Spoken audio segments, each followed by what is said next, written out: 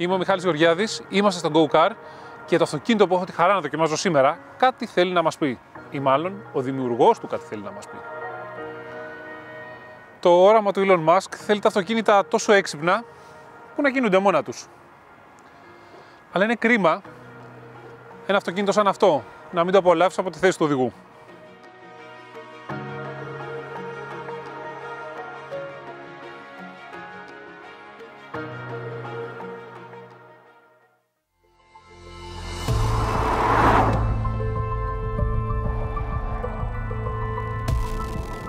Έχει τρομερή δύναμη. 2 ηλεκτροκινητήρες, 450 άλογα. Κάνει 0% σε 4,4. Σπρώχνει με δύναμη στο κάθισμα και συνεχίζει να σε πατάει για ώρα. Αντίθετα με τα περισσότερα ηλεκτρικά δεν πέφτει ο ρυθμός της επιτάχυνσης όσο ανεβαίνουν τα χιλιόμετρα. Κάνουμε ένα 0%. Γιατί όχι. Φρένο. Δεν μαγκάζει. Τα πιάσε ήδη.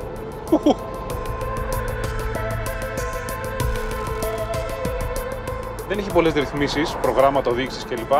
Αν πας εδώ στην επιλογή Driving, έχει 2 ρυθμίσεις για την επιτάχυνση και 3 ρυθμίσεις για το τιμόνι. Προτιμώ το Standard γιατί στο Sport βαραίνει πάρα πολύ και γίνεται λίγο τεχνητή αίσθηση. Έτσι κι αλλιώς στο Standard έχεις όλη την πληροφορία που χρειάζεσαι. Σωστό βάρος και μικρές κινήσεις. Ακούει τον μπροστινό με μικρές κινήσεις, δεν χρειάζεται να δουλεύεις πολύ τα χέρια σου. Και αυτό σου εμπνέει ένα ωραίο αίσθημα ακρίβειας και ασφάλειας ότι το που θα σημαδέψεις λίγο, το αυτοκίνητο θα πάει ακριβώς εκεί που θέλεις. Δεν είναι το πρώτο αυτοκίνητο χωρίς πίνακα οργάνων μπροστά στον οδηγό, αλλά εδώ για κάποιο λόγο το κενό μοιάζει έντονο, εκοφαντικό. Υπάρχουν λοιπόν κατασκευαστές που θέλουν να φέρουν όλη την πληροφορία μπροστά στα μάτια σου για να μην μπαίνεις στο βλέμμα σου από το δρόμο. Και υπάρχει και αυτό εδώ. Άλλη λογική.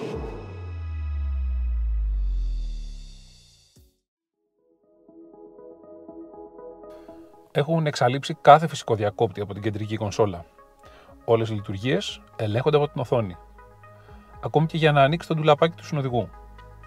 Οι ρυθμίσεις του τιμονιού και των καθρεφτών γίνονται από τις 2 ροδέλες πάνω στο τιμόνι, αφού πρώτα ενεργοποιηθούν τα αντίστοιχα μενού από την οθόνη.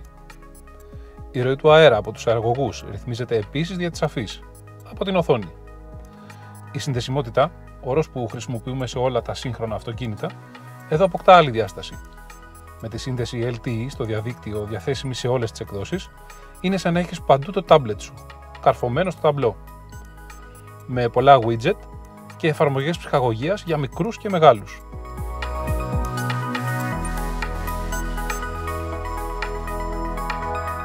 Η σχεδίαση της καμπίνας είναι απλή και ταυτόχρονα πολύ ιδιαίτερη.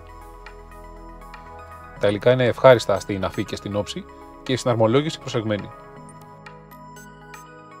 Η Tesla, ως μια εταιρεία που ενδιαφέρεται για το περιβαλλοντικό της αποτύπωμα και τη βιώσιμη κινητικότητα, δεν χρησιμοποιεί δερμάτινες επενδύσεις, αλλά μια πολύ καλή συνθετική απομίμηση.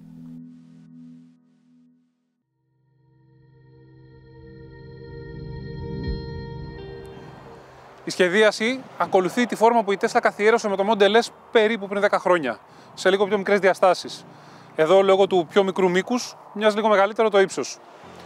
Αν και έχει τη σιλουέτα ενός κλασικού πεντάθυρου liftback, στην πραγματικότητα είναι κανονικό τετράθυρο. Ο λόγος?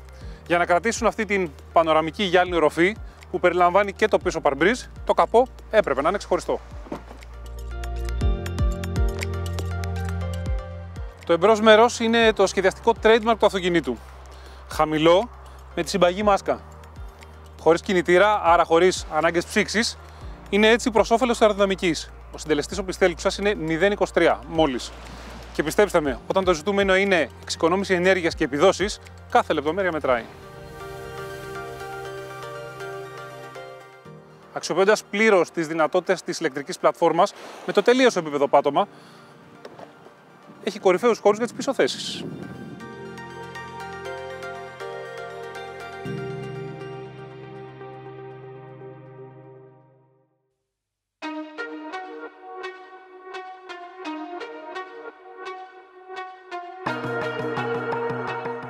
Δεν αρχίζει και τελειώνει στους ηλεκτροκινητήρες και στα ψηφιακά γκατζετάκια. Είναι σοβαρό αυτοκίνητο, μηχανολογικά άρτιο. Μπροστά έχει διπλά ψαλίδια και coilover, πίσω ανάρτηση πολλαπλών συνδέσμων. Νιώθεις ότι είναι στιβαρό πολύ, ότι έχει χαμηλά το κέντρο βάρους και είναι πολύ ακριβές. Μέσα στη στροφή είναι φιλικό, το όριο του είναι ψηλό και όταν αρχίσει να γλιστράει νιώθεις ότι είναι εύκολο να το ελέγξεις. Τα φρένα έχουν λίγο περίεργη ξύλινη αίσθηση, προφανώς έχει να κάνει με την ανάκτηση, αλλά έχουν αρκετή δύναμη. Του αρέσει η τοποθέτηση, δηλαδή να πιέσεις τον μπροστινό στην είσοδο, να φορτιστεί, να πατήσει καλά και τότε νιώθεις λίγο να ελαφρώνει η ουρά και έρχεται σε μια πολύ ενδιαφέρουσα ισορροπία. Δεν ξεκολλάει ποτέ γιατί το ESP δεν απενεργοποιείται. Αν βιαστείς με τον γκάζι, θα τήσεις πολύ νωρίς, τότε έχει την τάση να σπρώχνει λίγο προς την υποστροφή.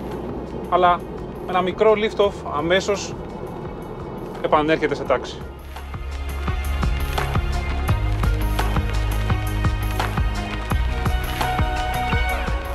Εν τω μεταξύ, εκτός από τη δυναμική συμπεριφορά, είναι και πολύ άνετο. Η ανάρτηση απορροφά τις λακκούβες, ο τροχός πέφτει αθόρυβα στις λακκούβες και η κύληση είναι πολύ ήσυχη.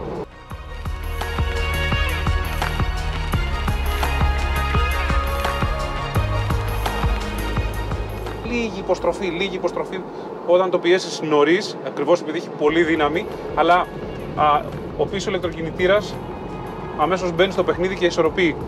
Η Tesla ανακοινώνει 10 μιλισεκόντ χρόνο απόκρισης για το σύστημα τετρακίνησης με τους δύο ηλεκτροκινητήρες.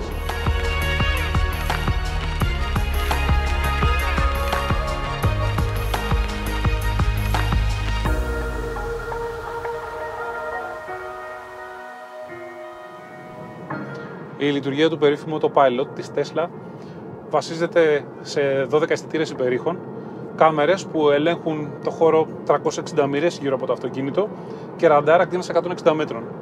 Όταν εμφανιστεί αυτό εδώ το γκρι τιμονάκι στην κεντρική οθόνη, τραβώντας 2 φορές το λευγέ στα δεξιά του τιμονιού, το αυτοκίνητο μπορεί να επιταχύνει, να στρίβει και να επιβραδύνει μέσα στη λωρίδα του. Επίσης, να προσαρμόζει την ταχύτητά του στα όρια διαβάζοντας τις πινακίδες κυκλοφορίας.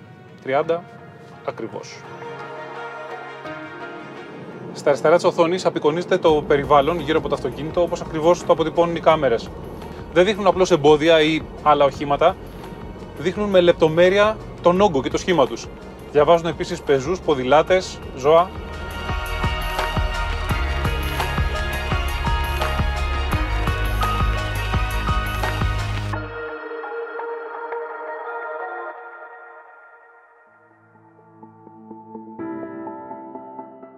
Οδηγώντας για 300 χιλιόμετρα με το πόδι στο πάτωμα, μείναμε με λιγότερο από το 10% της μπαταρίας.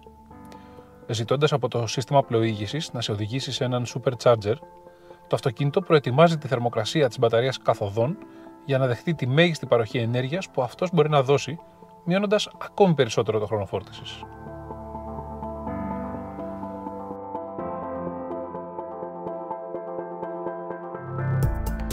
Στον ταχυφορτιστή κερδίζεις 280 με 290 χιλιόμετρα κάθε 15 λεπτά.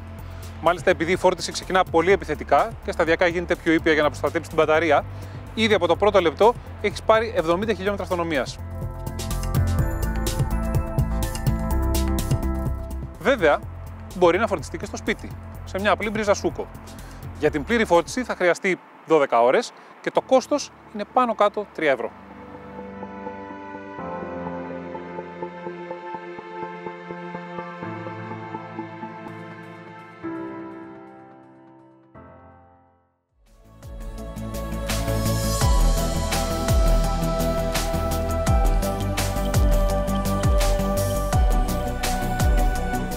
Και για να γυρίσουμε εκεί από όπου αρχίσαμε, στο όραμα του Elon Musk.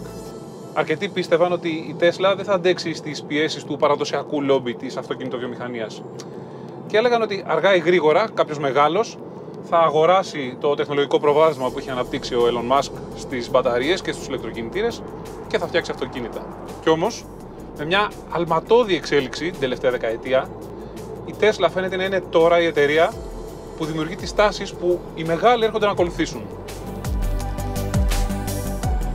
Με λίγα λόγια, η Tesla εφαρμόζει ήδη σήμερα μια φόρμουλα που της επιτρέπει να παράγει και να πουλά με κέρδος αυτοκίνητα που ανήκουν στο μέλλον. Σε μια εποχή που δεν θα αγοράζουμε το αυτοκίνητο, αλλά υπηρεσίες μετακίνησης και το ίδιο το όχημα θα μπορεί να κινείται αυτόνομα και να αποσβαίνει το κόστος της κατασκευής του.